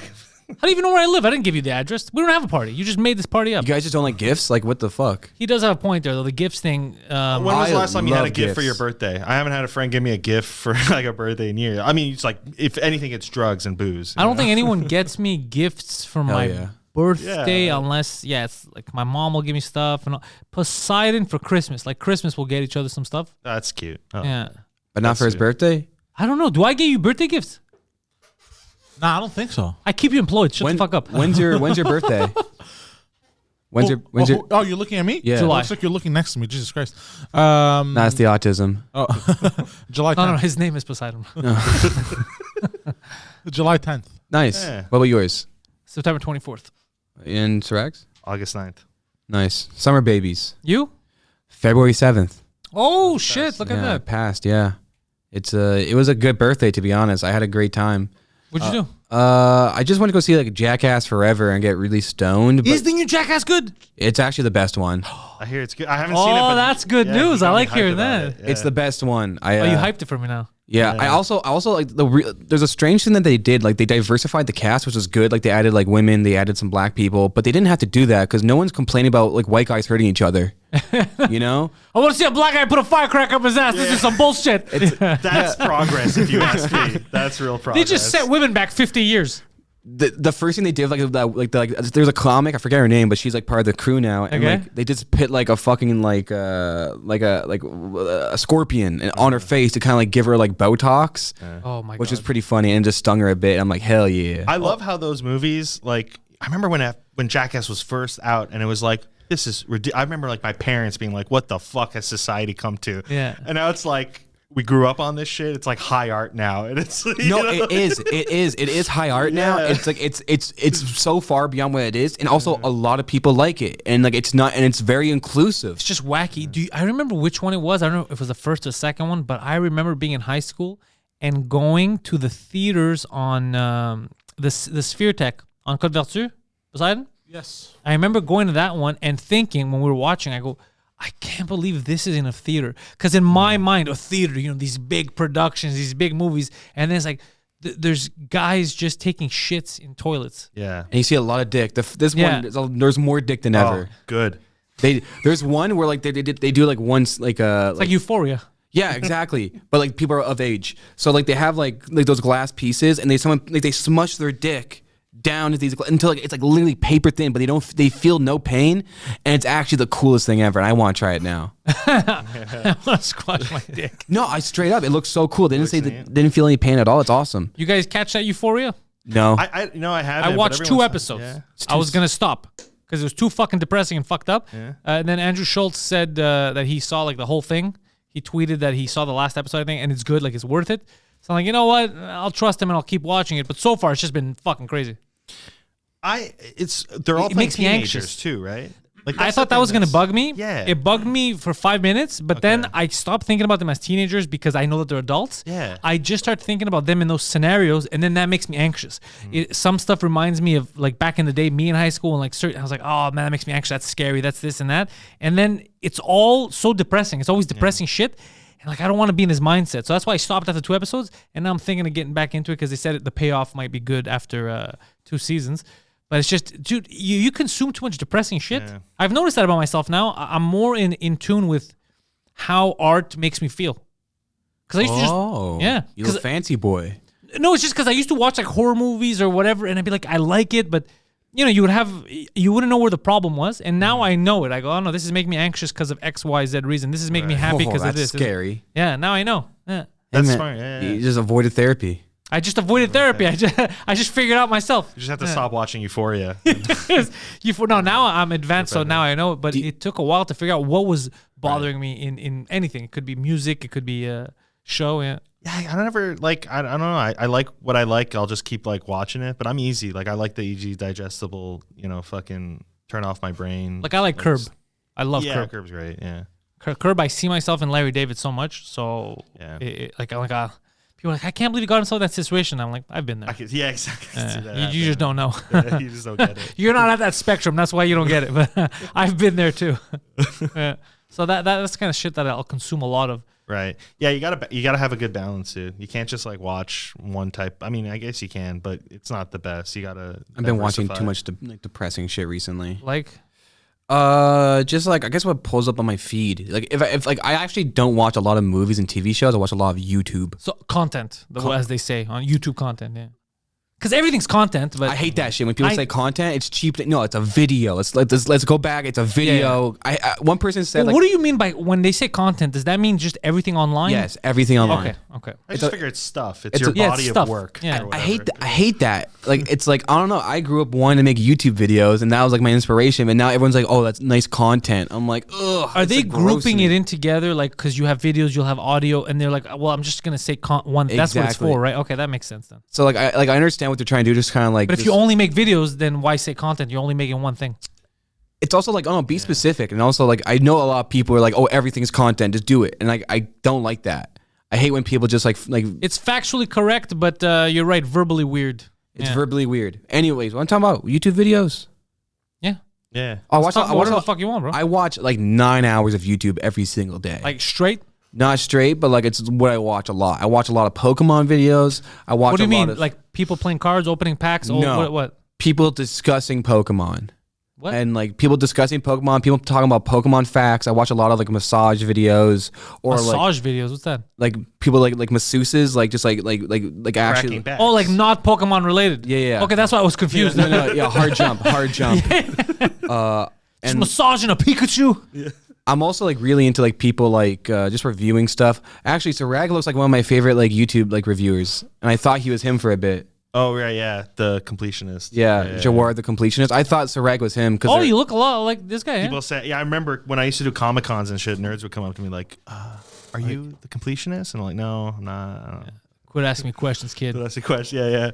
But $20, I'll take a picture. You should have shorter hair. When you had short hair, you should have charged for photos. I should have. Yeah. I am this guy. $20 to get a photo with you. Take off your glasses for the people at home. Can he pull it off? He could pull it off. Oh yeah. Yeah, you can pull it off. Yeah. Like the one right there at the brick wall looks like a lot like Serag. Yeah, you could pull it off without the glasses. Yeah. He's probably Armenian. No, I don't think he's Armenian. What's his name? Gerard? Yeah, Gerard. We'll never know. He's Quebecois. But that's like I'll watch like on YouTube, like to balance it all out. I'll watch like video essays on like video games I used to play 15 years ago. It's just like people talking about a game, like an old like fucking whatever PS2 game I used to play, or analyzing like a Super Nintendo game. I do it's that. Usually like a British guy. I do that with Metal Gear Solid. I watch all kinds okay. of Metal Gear Solid videos. Yeah, because that shit's cool. Yeah, I love it. I like documentaries about specific things, like documentaries of the history of a speed run, or like a documentary about like the ticketing system in Disney World. There's a 2-hour documentary about that, and I've watched like 3 times. Ticketing, as in purchasing tickets, or do they ticket you for infractions? It's about the like how they organize the lines and the fast passes. Is it like interesting? It is the most interesting documentary I've ever seen. What? I've seen it 3 times. Fucking Disney. And it's not Disney didn't make it. It's like some guy who just makes Disney and roller coaster videos, and like I love that. he makes very specific. I like these specific people Yeah. make a specific video about one thing. Like there's one guy I watch. He just makes like videos about the history of like speed running. That's it. That's it. And like he plays the same music every single time. It's always like the same like 5 songs, but like it just gets you so hype. Like I've gotten goosebumps. I've cried over these people like speedrunning video games.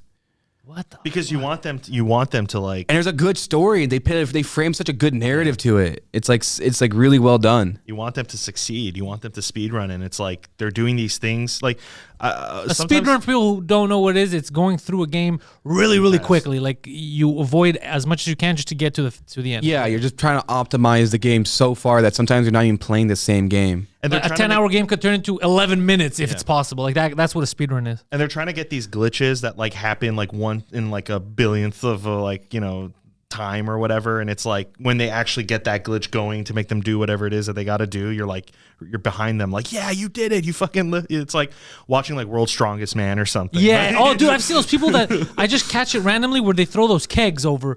Yeah. Have you seen that shit? It's like it's basically like that, but for video games. Yeah. I've seen a few. My roommates really well. I don't want to say roommates, like my best friend too, but like we like I've known him for like my whole life. But he's like really into strongman videos. Is he a strong man? He's a strong man. He's a mailman. He's a mailman now. Oh, you gotta be strong. You gotta be. He's got good leg muscles. Yeah. Do they force him to wear shorts? No, they don't. If you're a mailman, I think you just want to wear shorts in general. You're just attracted to that vibe. Yeah, I think so too. Yeah, that's the vibe that attracts him.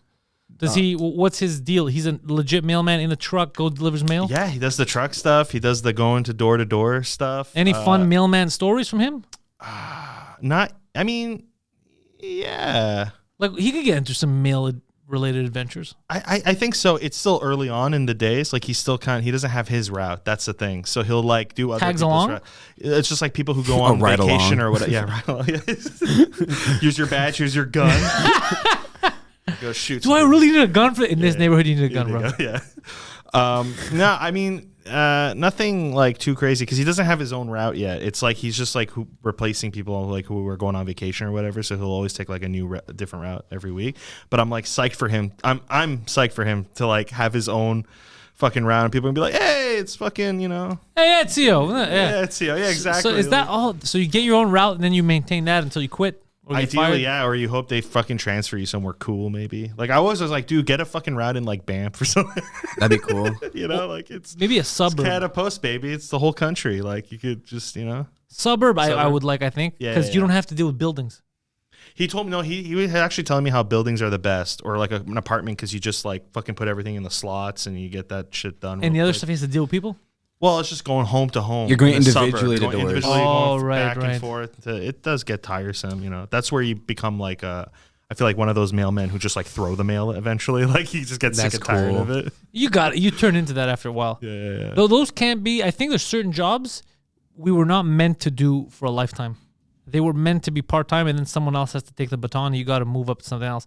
That, Tim Hortons employees, any fast food customer service, they were never meant to be permanent. And the people that do them permanent, it fucks everything. It fucks up our ecosystem. Yeah, well, yeah, you see like the people who are like the lifers at Pharma or whatever, Yeah. like or some kind of, you know, like CVS type store, and you're just like, this is it. Like you're gonna do this or these types of fucking gigs. I joke about it, but it's That's like, how we fucked up. That's how we know we fucked up society because we screwed something up in the system where someone can't go the natural progression of what we just fucked something up. Yeah. And now they're fucked, and then we're fucked. And it's also complacency too. It's probably something in their life where they're like, I love the job, I love talking to people, I love the money, you know, like it's just enough to get by. And you know, like it's, I don't know. I was like, I joke like, what the fuck, what are your dreams? Like this couldn't have been like what you wanted to do, you know? Like, right? I don't know. I hate to like shit on like all customer service jobs, but it's like, come on.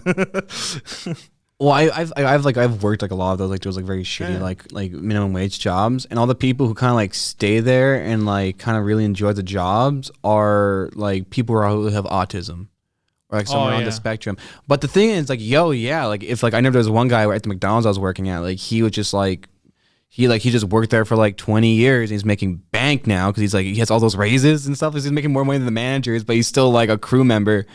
And he just loves his job, and it's just like, I don't know, homie. Like, if you this makes you feel good, if you love it, and you have a responsibility, like I don't know, if it makes you feel like if it's fulfilling at the end of the day, I don't give a shit, you know. I worked at my first job ever. I worked at a like pawn shop. I say pawn shop, but it wasn't really. It was like a game, like Magic cards, Pokemon card. Oh, kind of cool, store. nice, like a comic book store or a card, comic book store, card like shop, a card store, hobby shop, because it was like coins and stamps and fucking video games, all this cool weird shit. And I started working there real young and like. Well, like I was like 14 when I kind of like the sound of this. I could do that for the life. That's what I'm saying. I worked there from 14 till I was 21, and honestly, I would have worked there probably another like 10 years, maybe my whole life, because it was just easy at that point. By the time I was like 17, 18, they were giving me the keys. I was opening up the store on Sundays, Saturdays. I was just like, I was telling teenagers what to do, and I just like. I was so it was like a job I just knew how to do that like, as well as like the back of my hand or whatever that fucking saying is. I knew it like the back of my hand. It was like, and I could have done that forever. And there was a guy at that store, and he was like the comic book guy in The Simpsons. Okay, ponytail, big dude, worst episode ever, like that kind of. Oh, like vibe. Okay, yeah. And he was like the sports card expert. And he worked there. And he worked there, but he was like a lifer. He started at 14, and by the time I was working there, he's like 30. And like, so he was already there like 15 years or something. And he was but that was it. He had his own little section in the store that was like his card section, and he was the card expert. And he was like a dick to like anybody anyway, but he was just a dick to like everybody who started working there. And then you kind of had to like win him over. I remember I just like would do Simpsons quotes and talk about wrestling, and he was like, "Oh, you're cool." And I'm like, "Oh yeah, thank you, sir." Like, you know what? There's probably for just about everyone, there's that one job that hits all the boxes it's not meant for you to stay there for life, but could seduce you into it. Yeah. You know what mine probably would have been, and I never got to work there? I never got to work at a video store. And I always wanted to. Yeah. But it was never in the cards for me, and then they stopped existing. I think a video store could have stunted all my potential. 100%. I love it. I could have just hung out there, rent your movies, talk to you about movies all day. I think that could have stunted everything. Thank God you didn't, though, because Netflix would have come around. That's what I'm saying. And then I would have just been depressed. Yeah. But that kind of shit, I think that could have seduced me into it, just because it was so simple. Dude, it was awesome. That mall I worked at, this little strip mall, it was like in Point Claire, like mom and pop shops. I get paid. I don't want to get him in trouble. Whatever, fuck. I get paid like on Sundays. I take that money, and we would close at 4:30 for whatever reason on a Sunday, and I would haul ass to the and like every other store closed at 5, which I loved because people would come into the store at 4:30 thinking like we were open and shit, and we'd be like, no, we're fucking closed. But that half hour to go shop. I grabbed that money, haul ass to the magazine like post office store, like 9 stores down, buy a bunch of comic books, like seriously take whatever little money I had from like that week's pay, and then spend like 70% of it, 90%, whatever, on comic books, bag and board it, please, and then go upstairs to the video store where my friend worked, and then just hang out with him till he had to close, and then we just like walk home together on bikes and shit. Like that was like the life. Like I feel like I could have done that till I died, But there's certain stuff that could just seduce you into it. It just appeals to the most wholesome memory that you have, and all your likes and simplicity. Yeah, it's kind of like what the heaven would be, if they would say. It's fucking weird, yeah. Yeah, I've never I hate working. I hate working. I hate the idea of like making money to live, but I think I'm living through that now. Like I'm in that weird golden age of like I'm doing a bunch of weird shit. And I know when I look back on this, it's gonna be like really The cool. best time of your life. Not even just the best time, but like a really cool period of my time. Because I want I don't know. I want every year to be the best year of my life. You know? And I never. Well, you need to evolve. Yeah. Yeah. So like I don't know. I like knowing that like, oh shit, when I look back at this, it's gonna actually be pretty fucking epic. You know. Even looking back when I was like 16, if I was 16, looking back at me now, like looking at me right now, like if I was watching this fucking podcast, I would shit myself. You know, I'd be like, yo, like I'm a comic. I make weird. I have a bunch of different jobs, and I make money weirdly. I live in like a really cool apartment that I decorated myself, and like I'm doing what I like. And like also like I'm not making a lot of money, but like I make enough money to like pay my rent and like do comedy as much as I can. Yeah, so it's I'm like I don't know, like I also like I don't know, I hate working that much too. Like I don't give a fuck. Like what's my rent plus money? My rent plus like food. That's as much money I need to make. I don't care about the extra money. Like I don't care about having savings. Like what's the point? Like the banks are gonna fucking be destroyed soon. Like cryptocurrency is gonna take over. I'm gonna die when I'm 27 or some shit like that. Like it's gonna happen. But like I don't know. Like let's fucking live this life. Fucking, he's lost his goddamn mind. No, you should live happy though. Yeah. It's whatever you need to make you happy. If you're sustaining yourself and you're happy, what the fuck? Why not? Why do you need to go overdrive and fucking kill yourself for nothing? Yeah, fuck 40 hours a week, dude. I worked a lot of jobs where it's like it's status, it's money, you know, it's how much you make, it's having the little like title next to your name, right? Executive Serag. Executive, yeah, and it's fucking, and that means nothing, man. It means nothing because you're still a shitty person, you know. You're still who you are at the end of the day, or you know, and it's just. I spoke to somebody too recently, and he was probably bullshitting me, but like he was like some dude from like London or something. He lived in Montreal for like 15 years now, but he was just like, been rich, I've been poor, and I gotta tell you, being poor, you hang out with way better people. Oh, I believe that. Yeah. It's like when you're rich, it's just people there for your money. There's probably more of them, but they're just there for the money. They're gonna be gone the second it's all. The second you don't have anything to give them. That's cool. That's for sure. I like if I ever won the lottery, it'd probably like ruin my life. But I like to think that I'll just basically blow all the money on making one movie. As long as you're it's your money. Do whatever the fuck you want. But I also think that like if I make it say like I won the lottery, right? That'd be a cool headline. Like kid wins lottery, spends it all on making a movie. I think just by doing that, they can make a movie on me, and then I'm already famous. So there we go. Spends it all on acid and hookers would be a better headline. Mm-hmm. And they're gonna be like at the same time. Acid and hookers, dude. Yeah. Like I'd be looking at the hooker. I'm like, I don't want to fuck you. Like the fuck. Like, yeah, you'd be like, want to play Smash or like. Oh, dude. I want to play Smash actually. We tried doing that for my buddy's a bachelor party. Acid and hookers. Acid and hookers. No, for a bachelor party, we wanted to get like a stripper, but like just be like, well, you just play Super Smash Brothers with us. Oh, that's amazing. Did she? We couldn't like. I don't know. Something happened. I think we just like. You were scared to ask? I was the one pitching it, and then people were into it, but I think when push came to shove, they were like, let's just fucking do a simple strip club. Oh, yeah, they were scared to ask a hooker, look, none of us want to bang you. Can we play some Smash?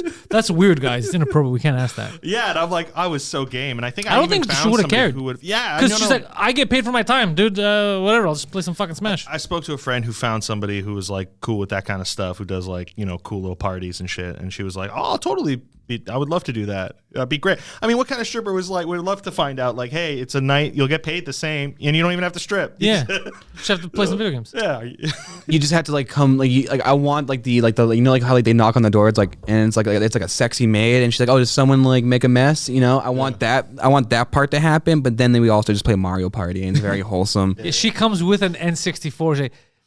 With a 64. Did somebody order a Nintendo 64? And we're like, oh yeah, we've been bad boys. Did someone order a plumber and it's like Mario and it's like Mario? yeah, she has the fake mustache. Yeah, that'd be sick, dude. Yeah, that's actually a good idea. Again, these are shit you should write down. These are good sketch ideas. Yeah, I don't know why you're not thinking of filming that shit. That's these are gold. It's gold, Jerry. It's gold. Mario. I gotta get better at that, man. That writing down shit. That's what I'm telling him, because I see his brain going. Like I could tell he likes it, but he didn't think about writing down. And you guys can make badass sketches with this shit. It's easy to tell when Zach's excited. Oh no, I have he has a tell. Yeah, I literally have like a thing where I flap my hands, so it's very easy to tell. Yeah, he's be bad at poker.